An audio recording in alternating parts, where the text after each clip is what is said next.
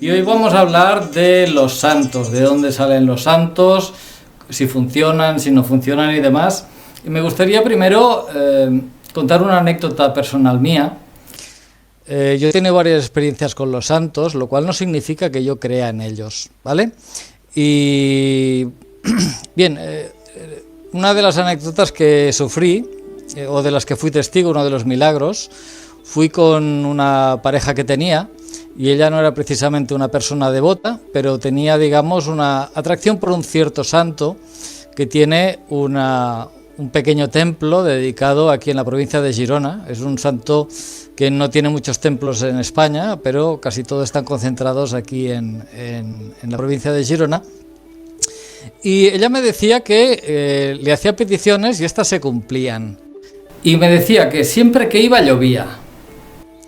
Un día estábamos en su casa y me dice, vamos a ver al santo, y hacía un sol absolutamente radiante. Nos vamos para el lugar. Estuvimos paseando por la zona. Es una zona que está en un acantilado, en lo alto de una montaña. Nos acercamos luego al pequeño templo. Ella hace una pequeña oración. Yo no oigo su petición en la oración, yo me mantengo apartado.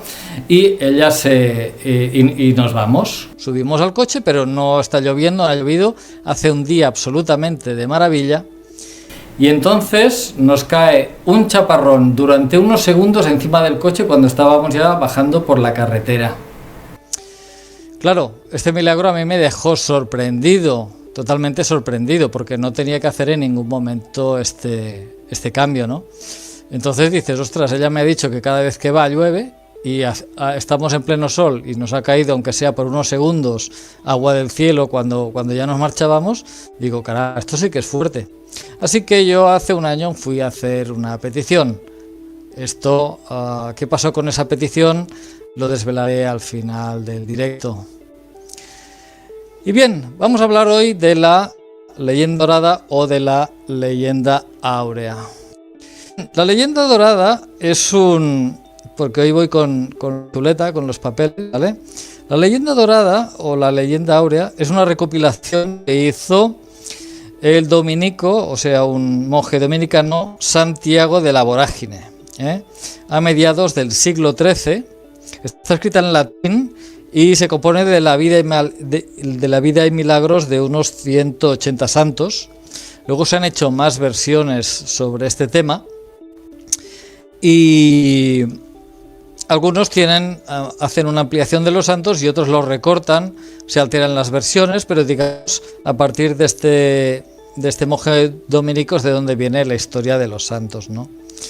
Entonces, los santos no parecen ser exactamente lo que son, y voy a contaros un poco la historia tal y como yo la entiendo, en lo que yo he investigado y también en lo que yo he leído. Los santos en realidad se trata de personas que llevan una vida ascética, viven retirados y consiguen una serie de facultades y de dones y se convierten, digamos, en santos, en milagreros. Entonces, en ese momento está la religión católica, que necesita expandirse todavía con más fuerza, y entonces lo que hace es recuperar los santos profanos, por así decirlo, los milagreros antiguos de la antigüedad, y digamos, los rebautiza y los incorpora a la tradición. O sea, al no poder asimilarlos, lo que hace es fagocitarlos, ¿vale? Como ha hecho siempre. Entonces, hay tres santos que son... vamos a ver hoy la vida de unos pocos santos, ¿vale? Y empezaremos por San Antonio Abad. Voy a contar un poco su vida, pero luego vemos que el Bosco, porque hoy vamos a tener al Bosco y vamos a tener también a Tarot de Marsella, nos da una visión distinta, una visión muy distinta. Bien, San Antonio Abad nace en Egipto, en Kemandarús, en el año 252, a los 18 años. Él viene de una familia rica. Entonces, él, como todos los demás santos, abandona esa vida de riqueza y de privilegio y después de escuchar el Evangelio. Entonces se retira a los Montes Libios, está allí 20 años, y luego se vuelve a retirar y está en los Montes Arábigos 18 años más, donde allí se hace emparedar en una vieja fortaleza que estaba abandonada. Y allí emparedado, pese a todo, el tío sigue viviendo. 18 años tarde, él se va a vivir a otro sitio. En el año 311 va a una zona cerca del Mar Rojo. Y luego en el año 340, él oye hablar de San Pablo Ermitaño y decide conocerlo. En la leyenda, en su viaje se encuentra con un centauro, con un sátiro y con un lobo. Conoce a San Pablo Ermitaño, entonces ellos, digamos, entran en comunión y tienen una cena con un pan tienen un pan que este santo recibe y que le trae un cuervo. Entonces ellos tienen una discusión a ver quién bendice el pan. Ellos deciden bendecir el pan los dos juntos y el pan se corta en dos mitades solo. Y a partir de entonces el cuervo que alimentaba a San Pablo Ermitaño, en lugar de traer un pan, trae dos. Esto es lo que dice la leyenda. Pero lo que nos cuenta el Bosco es una historia muy distinta. Entonces, mediante trucos pictóricos y otras obras, nos habla de ello. Bien, con lo que nos vamos a la siguiente imagen, que tenemos un cuadro que no es del Bosco, sino es una copia hecha por el taller del Bosco. ¿Vale? Es un cuadro típico donde vemos los infiernos, la humanidad devorada por esta montaña que vemos al fondo, etcétera, etcétera. Pero en el primer plano tenemos una escena interesante que vamos a ver ampliada en la siguiente imagen. Bien, aquí vemos la mesa, tenemos la escena de los panes, ¿vale? Y tenemos a un tipo que va con una capucha, San Antonio, y San Pablo está a su lado con un plato recibiendo de una jarra. Y tiene también una viola de rueda, es un instrumento musical que se emplea en los rituales de la religión de los cuernos que hacen las familias reales. Y le están sirviendo una bebida que proviene, no voy a decir de dónde proviene, pero es un brebaje asqueroso que toman los iniciados. Si os fijáis, a la izquierda de todo hay un tipo vomitando. Es una cosa que se toma para, digamos, ir adaptando al cuerpo, ¿vale? Y prepararse para recibir y convertirse en canalizador del diablo. Eso es lo que es, ¿vale? Bien, entonces aquí nos muestra una idea de que esta gente son practicantes de la religión de los cuernos y que la religión católica ha disfrazado como santos, pero en realidad cuando leemos sus milagros y su historia entendemos una serie de códigos que nos permiten entender algunos puntos de esta extraña religión que practican los miembros del linaje. Lo que nos lleva a la siguiente imagen y donde ahora vamos a ver un cuadro que es del principio del siglo XVI, pintado por el Bosco. Está en Portugal, es un cuadro tipo el Jardín de las Delicias, bastante más pequeño, con lo cual el Bosco lo que ha hecho es pintar mucho más pequeños los personajes. Este cuadro tiene muchos trucos pictóricos y nos cuenta la historia de San Antonio Abad cuando es martirizado por los demonios. Bien, tenemos, esta es la imagen general y nos vamos a acercar a la siguiente imagen donde vamos a ver las piezas de algunos de los trucos pictóricos que hay que desmontar para contar la historia que está escondida en el cuadro. Hay que recortar estas piezas y alguna más y entonces hay que reconstruirlas de nuevo y entonces nos muestra una historia totalmente diferente que es la que voy a contar. Vamos a la siguiente imagen. Bien, en esta imagen tenemos el tipo que hay a la derecha, es San Antonio, y es visitado por alguien que aparece en otra parte del retablo, y ya estamos viendo trucos pictóricos, y que está metido en la religión de los cuernos. La religión de los cuernos está representada por varios símbolos, y uno de ellos es un árbol con un triángulo y que representa a Sirio. ¿Vale? Entonces parece ser que este hombre que está practicando esta extraña religión habla con San Antonio e intenta seducirle. En la siguiente imagen vamos a ver que le dice que para entrar en esta religión, y esto que estamos viendo son trucos pictóricos, ¿eh? O sea, los personajes están colocados aquí porque tienen dos encajes. En los trucos pictóricos, como sabéis, no se pueden alterar las medidas y vas contando la historia. Bien, aquí le dice que lo que tiene que hacer es hacer una serie de ofrendas humanas, con lo cual podrá ascender a la jerarquía, subirse, digamos, al tronco del árbol y acceder a la inmortalidad viviendo en una estrella. En la siguiente imagen vemos el truco pictórico donde le dice, mira, la humanidad, una parte tiene que ser sacrificada y solo unos pocos merecen ser salvados. Entonces tú puedes ascender a la religión representada por este árbol viejo, por este ser que tiene cola de serpiente y que tiene una momia de un pequeño en los brazos, haciendo referencia clara al culto egipcio. ¿Vale? Esto es lo que él le propone. Bien, parece ser que no acepta y entonces nos vamos a la siguiente imagen donde vamos a seguir viendo otros trucos pictóricos y nos vamos a ir moviendo por todo el cuadro. Bien, el pájaro que lleva una nota en la boca, lleva la nota donde pone protestatario. Entonces la entrega a los obispos o a alguna orden religiosa con orden de secuestrarlo y llevarlo a algún sitio para iniciarlo. Fijaros que en los trucos pictóricos todos los personajes van a llevar este sombrero en la cabeza, este embudo, porque es uno de los símbolos que usa el Bosco para indicar a los canalizadores de la serpiente que viene de Saturno, y que se presenta en los rituales. Por lo tanto, todos los personajes que vamos a ver a partir de ahora los vamos a ver con esto en la cabeza.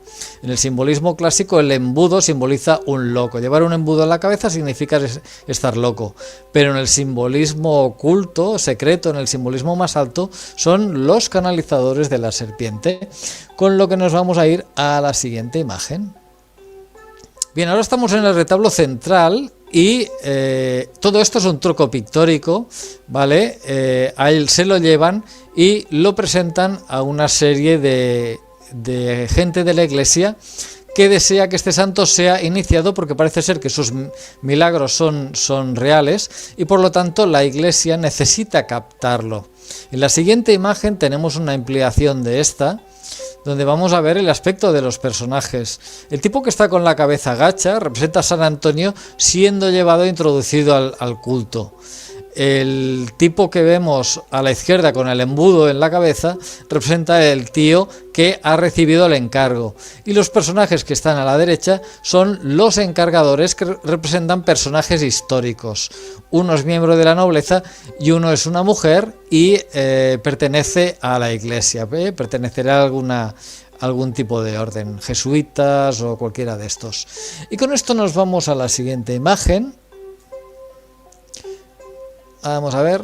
Muy bien, en esta imagen es otro truco pictórico. Se lo están llevando, están cruzando el puente y se lo llevan para iniciarlo. Una de las cosas que hay que hacer para iniciar a una persona y abrirle, digamos, el canal energético que permite en un ambiente especial, en un ambiente ritual, canalizar a la serpiente, son las prácticas por la puerta trasera, que están en la parte superior, pero que vemos muy pequeñitas.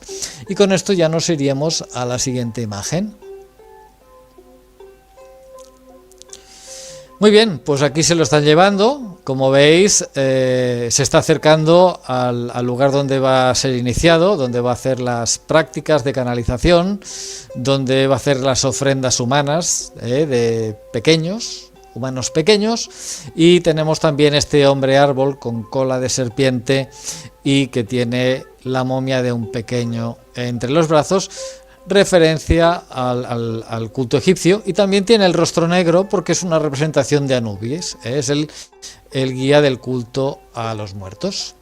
Bien, vamos a seguir subiendo por el cuadro y vamos a ver otro truco pictórico. Este truco, hay varias maneras de poner este truco pictórico, mucho más explícitas, ¿vale? Tiene movimiento, pero lo he dejado así por razones que todos podemos comprender. La cuestión es que él se inicia por la puerta trasera, se inicia en el culto y tenemos al lado el escorpión, el símbolo del escorpión, que simboliza a aquellos que pueden decidir su propio destino y el de los demás. O sea, que puede alcanzar la inmortalidad, pero para eso un pez se tendrá que comer a otro. O sea, aquellos que tienen la doble genética representado por los dos dedos, ¿vale?, son los que practican esta especie de canibalismo, que es de lo que van todos estos rituales. Entonces el cuadro nos está diciendo que San Antonio se inicia en todo esto, y con esto nos iríamos a la siguiente imagen. Bien, aquí tenemos una imagen, en el cuadro original vemos una sala donde se está haciendo un ritual y se presenta un huevo que representa el pequeño y tiene 3 escalones. Está diseñado de tal manera que, como veis, el huevo puede ir ascendiendo por cada uno de los escalones, simbolizando que ha hecho las ofrendas de los 3 primogénitos que son necesarios para, digamos, conseguir tu seguro de vida viviendo en una estrella. Aquí nos explica cómo funciona la religión de los cuernos y los pasos de la iniciación, y con esto nos vamos a la siguiente imagen. Ahora estamos en el retablo central. Esta imagen no tiene truco pictórico, los vamos a ver ahora. En esta imagen él, digamos, entra ya en el ritual y va a hacer, digamos, su primera canalización, que nos lleva a la siguiente imagen.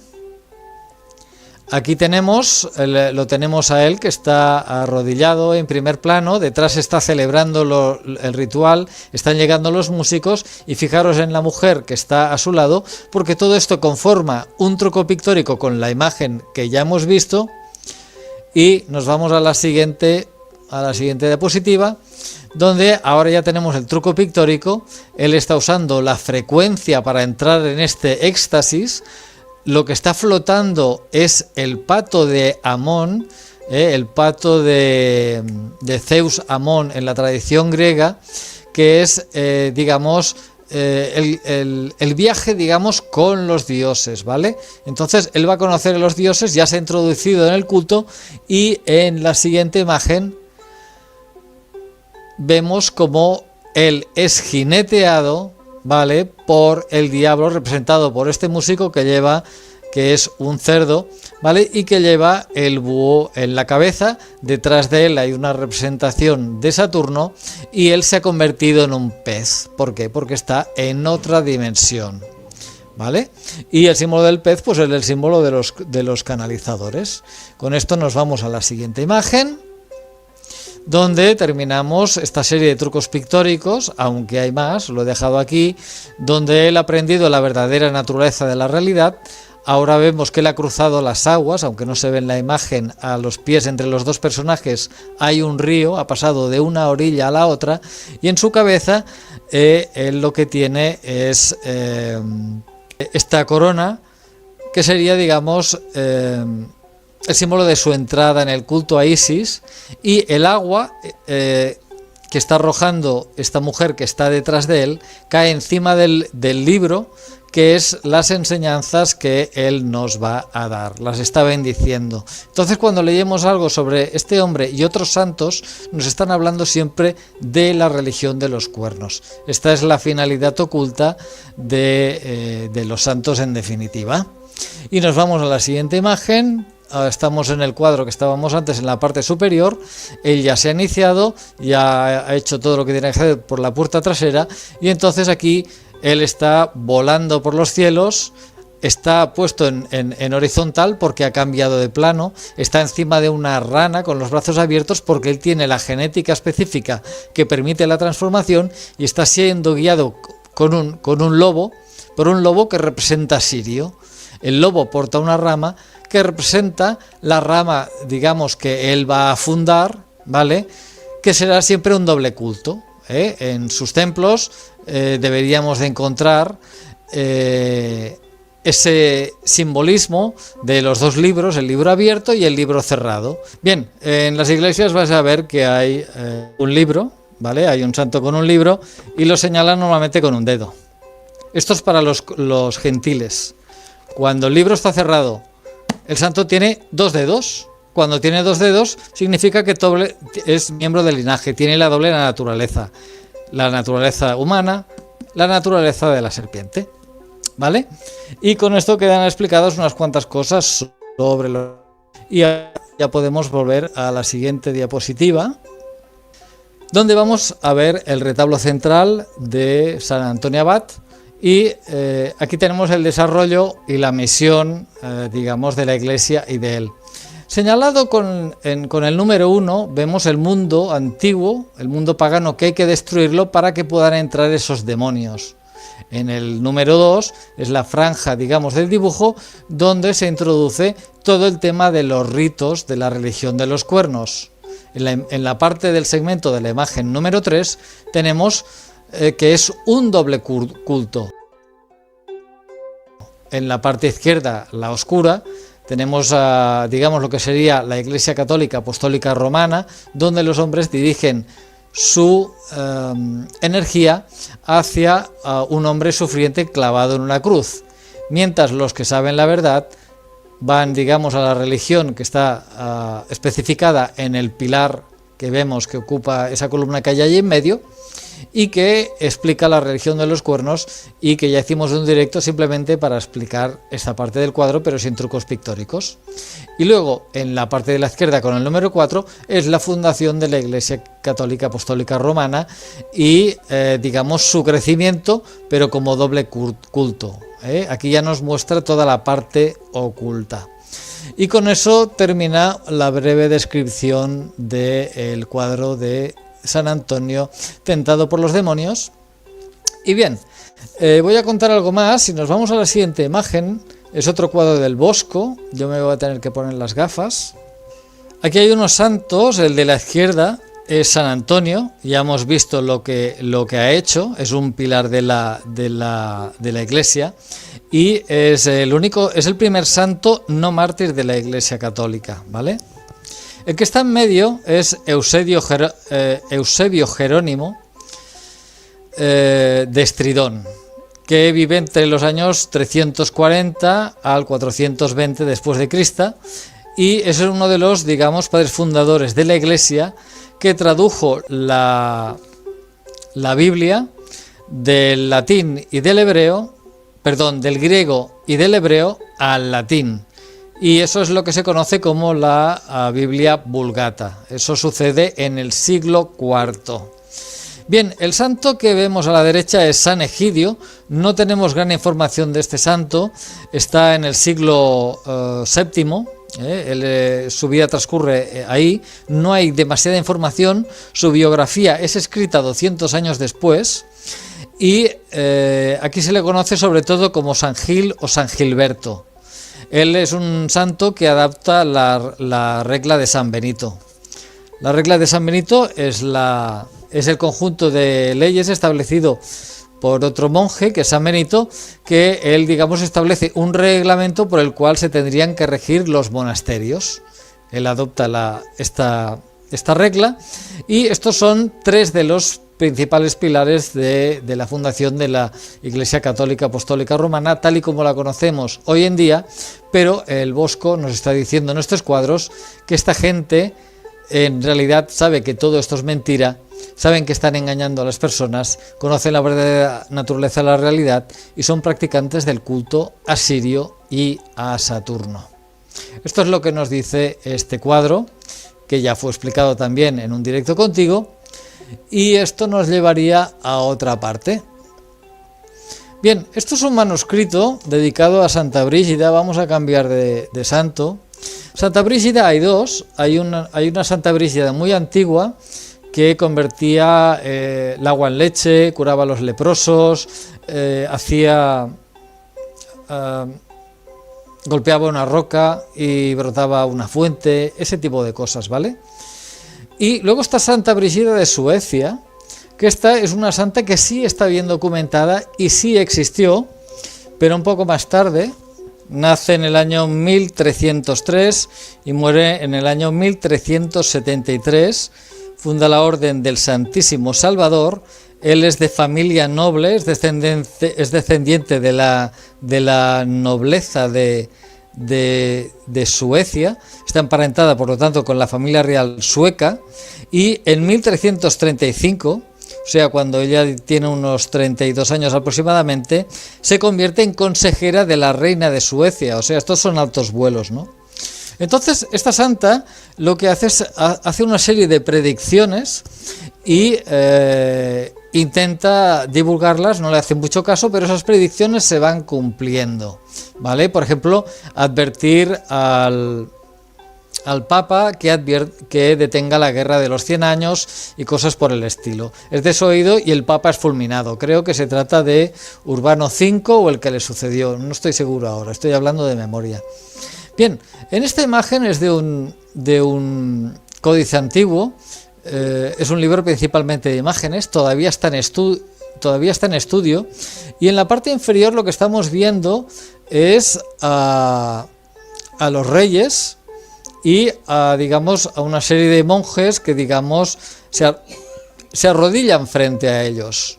Pero fijaros que en la línea superior está la santa recibiendo directamente de Jesús las profecías que le está dando, ¿vale? O sea, a nivel simbólico, lo que está por encima es lo que manda. Entonces Santa Brígida está por encima del poder de los reyes, ¿vale? Esto es lo que nos cuenta el manuscrito. En la siguiente imagen, y los reyes que le están rindiendo pleitesía y demás, tenemos los 3 peldaños iniciáticos, y en la siguiente imagen vamos a ver en la parte de detalle, en la parte superior, donde por encima de los reyes está ella recibiendo del propio Jesús y de la Virgen María estas profecías, y luego al lado hay un escritorio porque ella va a escribir multitud de libros aparte de todas las profecías que escribió. Con lo que nos vamos a la siguiente imagen. Esta es otra página del libro, ¿vale? Y en esta página del libro lo que tenemos, fijaros que hay un ángel, aquí tenemos el escritorio de Santa Brígida a la derecha, en medio tenemos un ángel, y fijaros que el ángel está mirando hacia el escritorio, hacia la derecha. En la parte izquierda de la imagen lo que vemos, la misa, cristiana, la celebración de la Eucaristía, pero los personajes están de espalda y el ángel no se los mira, como diciendo que esto es un rito falso o esto no vale. Ella es practicante, por lo tanto, de un culto paralelo a la religión católica, que probablemente sea la religión asirio, que es lo que estamos viendo en estos últimos santos, ¿vale? Vamos a la siguiente imagen. ¿Vale? Aquí tenemos la parte inferior completa, donde ella está recibiendo directamente de la Virgen María y de Jesús sus canalizaciones, pero las canalizaciones no le vienen de la Iglesia Católica Apostólica Romana. Y nos vamos a la siguiente imagen, donde vemos la parte superior del cuadro, y ahí tenemos a Jesús y a la Virgen María, que están como dentro de una vesica piscis, o sea, dentro de una puerta dimensional que tiene como unos ángeles de fuego y demás, y que podía ser que están habitando en una estrella. Volvemos otra vez al culto asirio. Como os digo, esta obra todavía la tengo en estudio, con lo cual no puedo afirmar categóricamente todo lo que os estoy diciendo, y esto nos llevará a la siguiente imagen. Bien, en esta imagen tenemos un cuadro que ya lo vemos contigo, dedicamos una ponencia a este tipo de cuadros. Este es San Cristóbal. En este cuadro del Bosco de San Cristóbal vemos que está cruzando el agua, porque el mito es así, y se trata de cruzar de una orilla a la otra, o sea, de pasar de una dimensión a la otra. Siempre es lo mismo en los cuadros del Bosco. La capa está dibujada, lleva como una capa y lleva un niño en la espalda. Está dibujada de una manera extraña porque es la cara de una mujer representando a la serpiente que será canalizada, y el niño que va en la espalda en el truco pictórico que veremos luego, se va a ir hacia arriba y se va a ir a Sirio B. Mientras tú estás canalizando, el alma del canalizador se va a Sirio B. Entonces en la siguiente imagen tenemos ya el truco pictórico vuelto. En la parte de la izquierda tenemos el truco pictórico. Vemos cómo esta cara de color rojo, simbolizando el viaje dimensional, está descendiendo. Entonces el cráneo ha quedado, digamos, tapando el rostro de San Antonio, con lo cual nos está diciendo que pertenece a, digamos, la organización al culto del cráneo, o sea, al misterio de la realidad, lo mismo que María de Magdalena. Y en el truco pictórico también vemos que el niño se ha elevado y ahora está coronado, aunque no se ve ahora en la diapositiva muy bien, está coronado y está en Sirio B. ¿Vale? Así que tenemos San Cristóbal, otro santo que según el Bosco nos quiere hacer entender que también estabas sumado a esta historia. Vamos a sacar una carta de tarot que nos va a ir muy bien, porque esta santa está representada en esta carta de tarot, que por la razón que sea en el juego que tengo en la mano no aparece, se habrá extraviado. Un momento técnico. Y lo que voy a hablar es de Santa Bárbara. Todos conocemos la frase de solo nos acordamos de Santa Bárbara cuando truena. Santa Bárbara es también la patrona de los artilleros, y Santa Bárbara es la zona, digamos, de los barcos donde se almacenan las armas, la pólvora y la munición. Y aquí tenemos a Santa Bárbara con una carta del tarot de Marsella, que es la carta de la torre, no del juego de Alejandro Jodorowsky y Philippe Camois, sino del tarot de toda la vida, y este es el Nicolas Convert, ¿vale? ¿Por qué digo esto? Porque nunca ha habido puerta en la torre, nunca ha habido puerta. Ellos dibujan la puerta, pero no va a la puerta, y lo vamos a ver porque os voy a contar la historia de Santa Bárbara, que es otra santa, pero que en realidad la carta de tarot nos explica la historia de esta santa. Voy a seguir con la chuleta y brevemente nos dice que Santa Bárbara nace en Nicodemia, en Turquía. Es hija de un poderoso magnate llamado Dioscoro. A los 16 años, como esta mujer era muy inteligente y muy bella, lo que hace es, digamos, para no ponerla, digamos, en peligro o para que no sea tentada, lo que hace es construirle una torre, y cuando se están construyendo las dos ventanas de la torre y una piscina que hay dentro, lo que hace es cerrar la torre y dejarla encerrada dentro. Si os fijáis, es la misma historia que Rapunzel. Es el mismo cuento iniciático, exactamente lo mismo, y es lo mismo que vemos en la carta de tarot. Bien, ella se da cuenta, y encerrada en este amoroso padre Dioscoro, de que los santos paganos son falsos. Y entonces oye hablar de un santo que es Orígenes y que predica en Alejandría, y le escribe una carta. Este santo le contesta y le dice la verdad sobre el mundo y sobre la religión y sobre los dioses paganos. Entonces, ella, que vive en la torre, al recibir la carta y leerla, ya tiene cantidad de figuras de dioses paganos, y entonces su primera acción es escupirles, y entonces manda abrir una tercera ventana. Esa tercera ventana es la que vemos en la carta del tarot. Aquí la tenemos. Vale, pues aquí tenemos las tres ventanas, y ahora entendemos por qué la torre ha sido dibujada de esta manera. Ella manda abrir esta ventana que representa el tercer ojo, y es precisamente en el piso superior, donde está esta ventana, donde está la piscina. O sea, ella va a entrar en otra frecuencia, va a usar la glándula pineal y probablemente se convierta en canalizadora. Pero esto no es lo que no nos dice el mito. Bien, cuando su padre ve que abre la tercera ventana, empieza a sospechar de que ella ha cambiado de culto, ha rechazado la religión, digamos, familiar, y entonces su padre la entrega al gobernador de Turquía, se llama Marciano, este gobernador, mira por dónde. Entonces este señor la manda a azotar, y por la noche Cristo la cura. La siguiente, como la ven curada, le aplican llamas, candelas sobre su cuerpo, le hacen quemaduras y vuelve a curarse.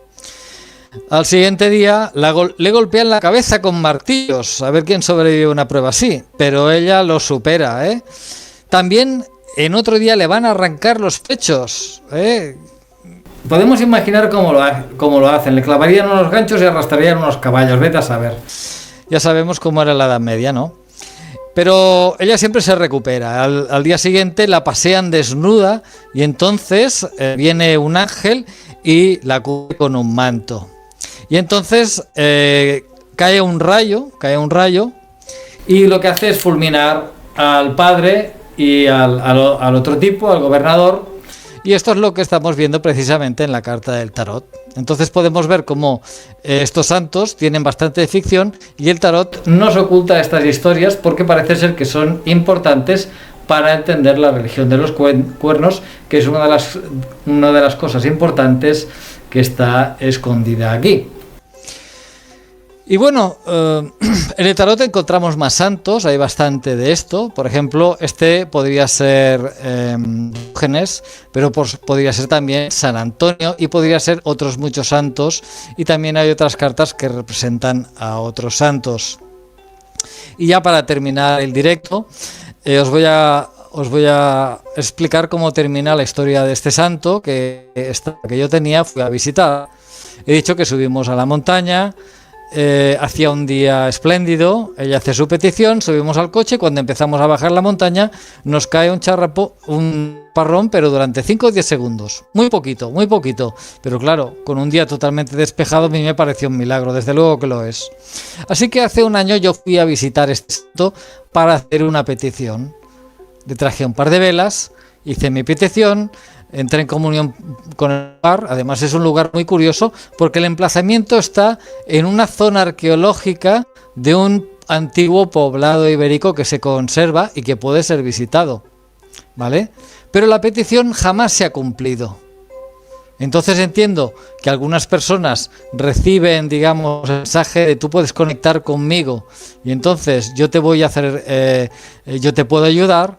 Pero no es bueno porque estos santos me da la impresión que no son del todo trigo limpio, sino que son entidades con las cuales estás pactando y luego tendrás que pagar el precio cuando vayas al otro lado de la cortina, en el momento de abandonar el plano físico definitivamente en esta encarnación. Y con esto quería dar ya por finalizado el directo. Este es el material que tenía para hoy y no quería alargarlo demasiado. Tengo muchas preguntas. Te las voy a ir lanzando. A ver, primero quiero que me hagas una pequeña síntesis, pero la pregunta sería, la primera, ¿qué es un santo? Un santo es una persona que hace, digamos, absorbida por la religión católica, digamos, para servir de ejemplo, de manera que digamos tú entregas, o sea, el creyente entrega su energía hacia una cierta entidad que mediante el sincretismo del santo le llega esa energía y puede darte algo a cambio o no, si eres compatible, digamos, energéticamente con él. Y eso. Luego los santos son también historias historias iniciáticas. Que para el que conoce el simbolismo profundo puede, digamos, enterarse y comprender mejor el culto asirio y a Saturno, y también que esto le ayude a decidirse si quiere formar parte de estos dos cultos, que es un culto doble en verdad. Esto sería en definitiva un santo. Tengo que decir que he sido yo beneficiario también de milagros, ¿eh? ¿Quieres que te cuente un milagro? Mira, mi padre murió por tema de magia negra, cercano que nos estaba haciendo eso, y mi madre lo descubre, va a una tarotista, lo descubre, y lo que hace es, entonces, es cuando yo, digamos, un poco en la magia, nosotros aprendimos porque ella iba a una bruja que le enseñaba 4 cosas muy básicas, y esas 4 cosas básicas que nos enseña nos ayudan muchísimo. La cuestión es que los que no creen en esto, que están viviendo en casa, mi abuelo muere al año siguiente y luego va a morir mi abuela de forma horrible. Ella se va de casa, pero no dura más de semanas. Muere de una forma horrible. Luego lo que sucede es que mi padre deja deudas y nuestra casa es embargada. Un día nos llega la notificación de que nos van a desahuciar. Entonces mi madre viene del trabajo, ve la notificación, está casada, está agotada, ella tiene santitos por ahí, tiene un pequeño relicario montado y está tan agotado que no enciende las velas que solía encender antes de acostarse. Entonces lo que sucede cuando ella está en la cama, la vela se enciende sola, ¿vale? Se enciende sola. Yo no lo he presenciado, pero ella me lo ha contado y yo la creo. La cuestión es que al día siguiente ella se tiene que ir a trabajar y cuando llegue a casa ya veremos lo que se encuentra porque es el día del desahucio. Y yo estoy en casa solo, entonces yo tenía pues 15 años o 14, 13, 14 años, una cosa así. La cuestión es que nadie llama a la puerta ese día, ni ningún otro día, ni al siguiente, hasta que pasan 24 años y se reabre el caso. A mí esto me parece un milagro, y yo creo a mi madre. Podemos interpretarlo así. ¿Por qué sucede? Tal vez por un intercambio energético. Cuando alguien ha hecho magia, digamos, ha alterado el karma de esa persona. Entonces, una manera de recompensarla, tal vez, ha sido de que la entidad tiene que compensar el mal que ha hecho el otro, ¿vale? Y entonces nos concede este milagro. Yo lo entiendo así. Esto es un milagro en primera persona.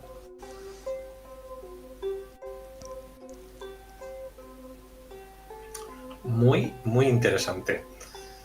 Te voy a hacer otra pregunta. ¿Hay que celebrar los santos? Es decir, uno tiene un cumpleaños, pero también tiene un santo. ¿Y eso hay que celebrarlo? ¿No hay que celebrarlo? ¿Qué pasa con eso? Ojalá pudiera contestarte a esta pregunta. Yo no celebro... yo celebro el santo, me gusta que me feliciten y todo eso, pero al no ser devoto para nada de la religión católica ni de ninguna otra, entonces yo realmente no hago nada a los santos. Pero yo entiendo que los santos, que también existen en otras religiones, por ejemplo en la religión yoruba, existen los santos que están disfrazados, los santos africanos están disfrazados de los santos cristianos. Por ejemplo, tiene el Eleguá, Ochun, Yemayá, están disfrazados, la Virgen del Cobre, creo que es Yemayá, no estoy hablando de memoria, no me acuerdo bien, me vais a perdonar si no es correcto, pero es lo mismo, son entidades con las que tú pactas y ellas te van a ayudar, pero ya sabes cómo es la religión yoruba, allí hay que cortarle el pescuezo a alguna gallina o entregar un cabrito o ese tipo de cosas. Con lo que volvemos otra vez a la religión de los cuernos. Por eso no puedo contestar a la pregunta, que cada uno crea lo que tiene que hacer, pero yo he razonado de esta manera y por lo tanto no celebro los santos. Esta excepción hace un año, como he comentado, para visitar este santo cuyo nombre no voy a decir, pero no funcionó. En cambio, a mi expareja no solo le funcionó ese día, sino que le había funcionado antes y le sigue funcionando hoy. ¿Esto tendrá karma para ella o no? Yo no lo sé. Hasta aquí puedo leer porque nada más sé sobre ello. Antes estabas diciendo que la mujer que canalizaba no estaba en la religión católica, sino que estaba por encima de todo eso. Entonces, por lo que he escuchado en el vídeo, pues probablemente... No, está encima de los reyes, por encima de los reyes, por encima del poder de los reyes. Es como si esta persona tuviera un poder de canalización tan fuerte que esos mensajes tuvieran prioridad sobre los mensajes que reciben los reyes cuando canalizan a la serpiente en los rituales. Eso es lo que quiere decir esa imagen hasta el momento de interpretación que yo tengo. Pero entonces esta mujer es también de los cuernos, de la religión de los cuernos. ¿O está por encima? Yo creo que sí, pero yo creo que sí, pero todavía no puedo saberlo. Pero tenemos tenemos el indicativo de que ella es una persona que es miembro del linaje, es de la familia real sueca, está emparentada con ellos y de hecho se convierte a los 32 años en consejera, a los 32 o a los 33 años en consejera de la reina. Entonces puede ser que ella sea canalizadora, pero todavía tengo que estudiarlo más. Pero es posible que sí, que ella fuera practicante de la religión de los cuernos y que, digamos, los seres que canalizaba le mandaban mensajes para que se los hiciera llegar al Papa y a otras entidades de la Iglesia. Pero si... Es un tema, digamos, que tengo a medio trabajar. Pero si los de la religión de los cuernos, los satánicos, esta gente no cree en Dios, ¿por qué esta mujer se comunica con Jesús, la Virgen María o lo que sea, si se supone que ellos no creen en eso? Porque la Virgen María es Isis y Jesús es Horus. Es Horus en la tierra y en el cielo es Osiris. Volvemos otra vez a la religión egipcia, volvemos a la religión de los cuernos. Es un bucle. ¿Qué más? Pues te voy a hacer una pregunta que dicen, bueno, te voy a pasar de solcito, ¿vale? Que dicen que los santos son entidades que se alimentan como tulpas. Por eso se alimentan de los rezos y oraciones con el fin de intervenir ante Dios fuente. Sí, estoy totalmente de acuerdo con lo que estás diciendo. Es más o menos lo que acabo de comentar. Lo que hacemos es proyectar nuestra energía hacia un santo, hacia una imagen, pero eso es un sincretismo porque, digamos, detrás de esa imagen, digamos, en el otro lado de la cortina, estaría una entidad. Estas entidades porque están, por ejemplo, San Miguel. Las entidades que nos comen son muchísimas, muchísimas. Entonces, por ellos nos devorarían. ¿Qué es lo que habrán hecho en su jerarquía de potestades? Han creado una especie de guardias de tráfico para pararles. Y claro, como los humanos están usando la magia, o sea, con las entidades, para maldecir a otros y llevarles a la ruina, si tú rehaces al santo, el santo es el de poner orden, pero es uno de ellos. Esta es la conclusión a la que yo he llegado. Por supuesto, yo no te pido que lo creas, es simplemente la conclusión a la que yo he llegado. Y sería exactamente lo que tú estás diciendo. Y gracias, Solcito. Entonces,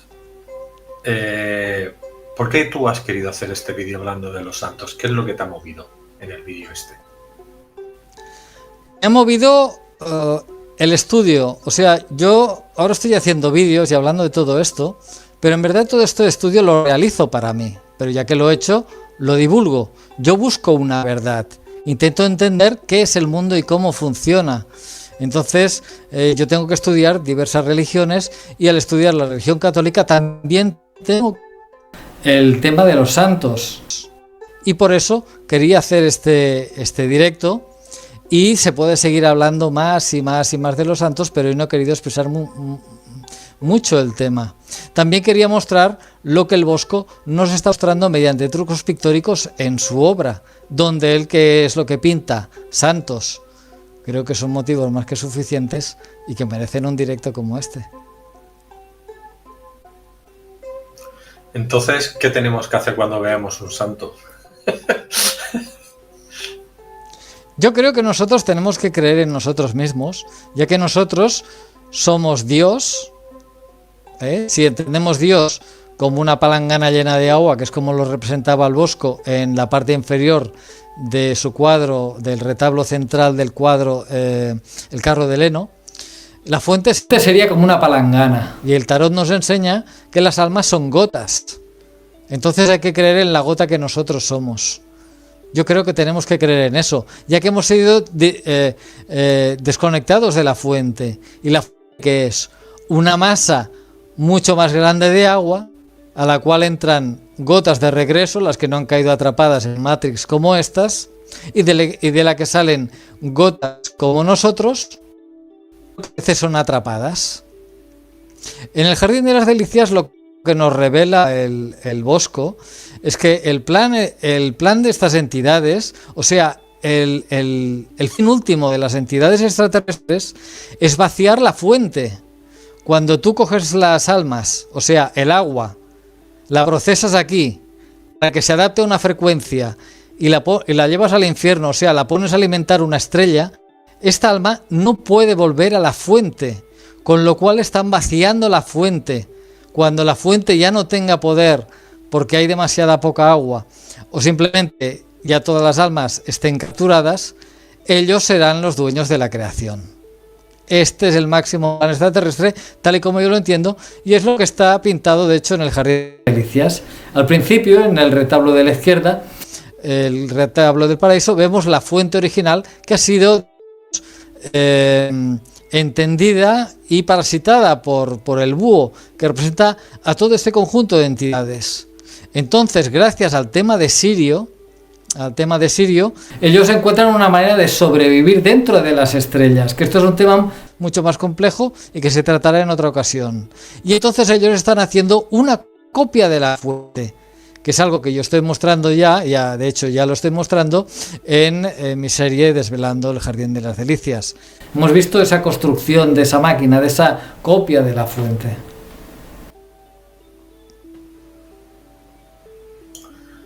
Entonces, ¿cómo usamos la magia para recuperar nuestro poder y no seguir alimentando estas entidades? ¿De qué forma cambiaría el mundo si eso sucediera? A ver, una manera de no alimentar estas entidades es no rendirles pleitesía, porque tal vez ahora te den, pero luego te cobren. Si lo haces de buena fe, tal vez no sea de eso, pero si empleas la magia o abuses, pues entonces tal vez sí te cobren. Entonces tú tienes que poner tu fe en ti mismo, en ti misma, porque tú eres Dios. No tienes que creer en otra cosa que no sea en ti misma, en definitiva. Todo lo que sea proyectar la energía fuera de nosotros, tururú. Tenemos que crear nosotros el mundo y modificar nuestra realidad, pero a través de nosotros mismos, sin intermediarios. ¿Qué es lo que pretende la religión católica? Hacer de intermediario. ¿Y el Papa qué poder tiene? Que lo que se ha hecho en la tierra, tiene él decide si se deshace o no se deshace. Lo estoy diciendo mal la frase, pero ya la conocerás. Si buscas San Pedro, en las llaves de San Pedro, allí te encontrarás esa frase bien. Pues por aquí te dicen, ¿en qué momento pasa Osiris y Horus a ser Jesús, Isis y a ser María? En el momento de la religión católica. La religión católica es un sincretismo entre los textos gnósticos del verdadero Jesús que existió y que no se llama Jesús y que vivió entre unos 150 o 200 años antes de nuestro año cero, o sea, antes del nacimiento de Cristo. Existe este inicio que conoce la verdadera naturaleza de la realidad y que da lugar a la escritura de los textos gnósticos y apócrifos que nosotros conocemos. Y entonces ellos, para crear la religión católica, toman eso que es en lo que cree la gente, lo mezcla con la religión egipcia y entonces crea, digamos, el Nuevo Testamento, crean la Biblia y crean la religión católica. Por eso el tema de los tres reyes magos que siguen a la estrella y todo eso. Los tres reyes es el cinturón de Orión, que es uno de los nombres con los que era conocido en la antigüedad. Las tres estrellas eran los tres reyes. ¿Y a quién seguían? A Sirio. Es la estrella de Belén. ¿Vale? Y hay mucho más. Luego, en el solsticio de invierno, el sol sale por una parte y cuando sea de noche, por esa parte por donde ha salido, es por donde se va a elevar la constelación de la Cruz, ¿vale? Y por donde va a salir también la estrella Sirio. Por lo tanto tenemos el nacimiento y la muerte y la resurrección en este pequeño cuento. Por eso en todas las religiones mayoritarias todos nacen en el mismo día, tienen la misma historia. Buda tiene exactamente la misma historia, Horus tiene la misma historia que Jesús, son todos iguales, son todo el mismo culto. Es siempre un sincretismo, es todo un disfraz, siempre es lo mismo.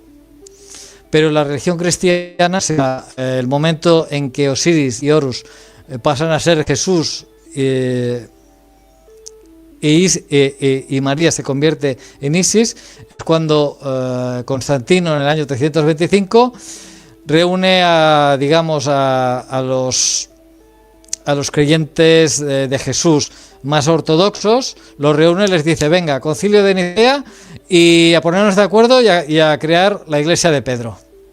Y entonces inventan ahí toda una serie de historias. Si estudias la religión profundamente es fascinante, pero vas a llegar a lo que yo. Al final todo es muy sencillo, pero es muy enrevesado. Hay que comerse mucho la cabeza y hay que leer mucho. Y como todo esto es muy pesado, nadie lo hace.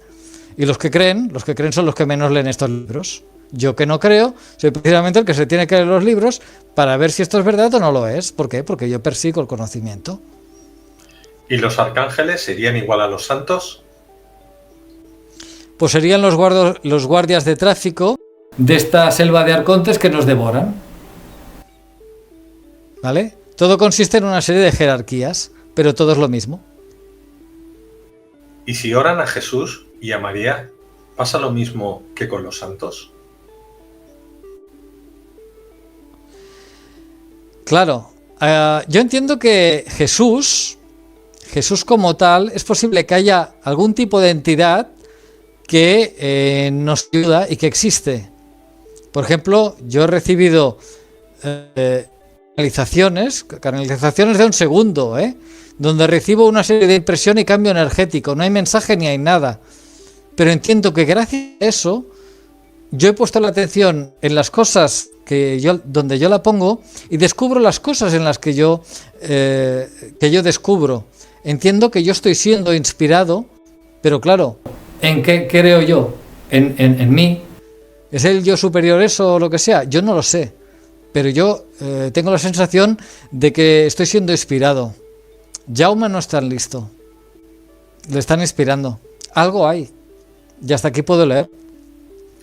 Pero Jaume es un ser multidimensional que está aquí y en otros lugares a la vez, con lo cual la persona que te está dando esa información eres tú en tu multiversitabilidad, es decir, de estar en tantos sitios, en tanto hacia arriba y hacia abajo, o crees que es una especie de ángel o otro ser divino o ser de luz el que te da la frecuencia, la información.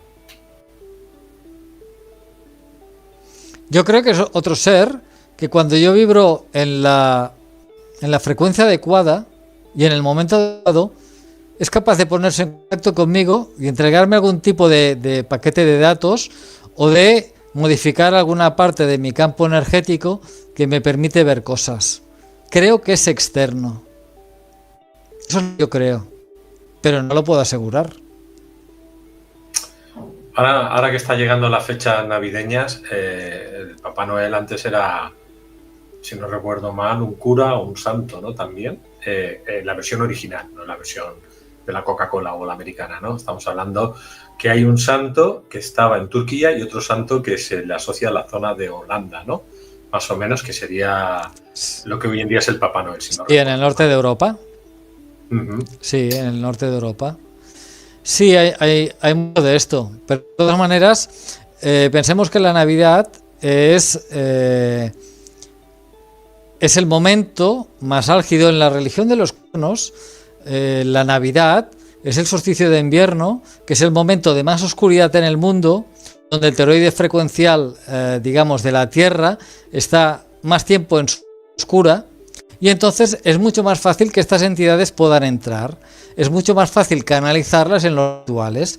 Es también durante esos 3 días del solsticio de invierno, o sea, la Navidad, donde se hace la gran fiesta, el gran banquete, donde todos los canalizadores, la realeza, mientras nos enseñan en la televisión la cena de Navidad y luego lo vemos en las revistas del papel couché, en realidad están metidos en los ritos, haciendo lo que ya sabéis que, sus ofrendas humanas, ¿vale? Sería esto exactamente. Y la Navidad que nosotros conocemos es una copia de esto. ¿Por qué? Es un momento donde hay un banquete, hay una reunión familiar y hay un intercambio de regalos. ¿Qué intercambios se regalan? Pues los de la religión de los cuernos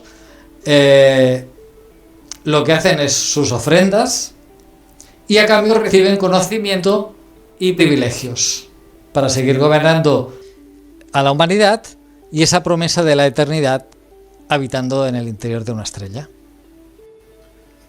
Por aquí nos dicen San Nicolás, sí, hay dos. Uno es San Nicolás, el otro no me acuerdo cómo se llama. De todas maneras, acabamos de pasar otra festividad, ¿no? Que aquí se llama la Castañada, otro día es el Día de los Muertos, para otros, bueno, ya me entiendes, Halloween, satánico Halloween, pero está también la Santa Muerte, ¿no? Hay una serie de cosas vinculadas a esos 3 días, vamos a decir. ¿Qué pasa ahí? Más de lo mismo. Mira, en el simbolismo clásico, en el simbolismo romano, el comienzo del año se simbolizaba con una figura que tiene un pañuelo, ¿vale? Tiene un pañuelo en la mano, ¿vale? Tiene un pañuelo en la mano y lo vemos así. Esto lo veréis en tallas antiguas. Esto es el comienzo del año, porque cuando lo deja caer, Comienza el año. Entonces, la persona que sostiene el pañuelo es una representación de una persona joven. ¿Por qué? Porque después del solsticio de invierno, los días se van a ir alargando. Es el nacimiento del sol, pero a partir del solsticio de verano van a menguar los días. Entonces, ¿cómo se representa eso? Se representa con un hombre ya maduro y mayor. ¿Por qué? Porque se acerca a su otoño o a la noche de sus días. Y es en la noche, precisamente, cuando pueden mucho más fácilmente entrar aquí. O sea, pueden ser canalizados más tiempo. Cuantas más horas de noche tiene un periodo de 24 horas, más tiempo pueden estar siendo canalizados y más fácil es canalizarlos. Alex nos hace una pregunta. Luis, bueno, en este caso sería Jaumesu. ¿Crees que es verdad la fuente se queda vacía o se seque? Yo no creo que eso es una fuente original. Bueno, es mi punto de vista. Es uno de los grandes misterios y ojalá yo pudiera contestar a esta pregunta. No lo sé, es una de las cosas que yo me planteo. Mi trabajo es desencriptar, digamos, símbolos, pinturas viejas y todo eso, y esa es la información que yo obtengo. Pero ojalá supiera toda la verdad. Pero la cuestión es que lo que ellos hacen es justamente lo que te estoy diciendo. Y lo que el cuadro cuenta es precisamente que ellos hacen una copia de la fuente. Si la van a llegar a vaciar o no del todo, no lo sabemos. Pero cuantas más almas queden atrapadas dentro de las estrellas, de alguna manera más poderosos son. Porque hay, digamos, menos almas disponibles para manifestar la realidad que ellas quieran, ya que las que están alimentando las estrellas o atrapadas en granjas como estas no manifiestan la realidad que debieran de manifestar. ¿Se entiende? Solcito, Jauma, ¿tienes algún programa anterior donde explicas sobre Dios y Jesús y todo esto que comentas en tu canal? Si no, podrías venir a contarnos todo eso en el próximo programa. No tengo ningún programa dedicado a Jesús, porque hablar de Jesús al público es un problema. Puede herir los sentimientos de muchas personas y yo lo puedo entender. Y el comunicar todo esto no es... Yo no quiero herir a las personas, entonces yo lo evito. Pero en mi serie Desvelando el Jardín de las Deidades, hoy voy a hablar sobre la apertura de la puerta trasera. Hoy la he presentado en este vídeo, ¿vale? Pero esta tarde a las 7:30 o a las 8 tenéis un vídeo sobre la apertura de la puerta trasera. Habrá próximamente en un capítulo cercano el mito de Isis y Osiris explicado, interpretado por mí. Es una interpretación que no habéis visto jamás, no habéis oído jamás esto. Y luego, más adelante, un poquito más adelante, en los siguientes capítulos, y siempre viendo la misma parte del cuadro, y mediante trucos pictóricos y simbolismo, vamos a ver la finalidad de la creación de la Iglesia Católica y del papel de Jesús, y allí me voy a ver obligado a hablar de esto. Así que esto está al caer en los próximos meses. Y nada más, muchas gracias por permitirme hacer este directo, por volverme a invitar. Un saludo a todos los espectadores, gracias por vuestra atención. esto es un tema duro. Yo sé que estos son temas a veces difíciles de entender.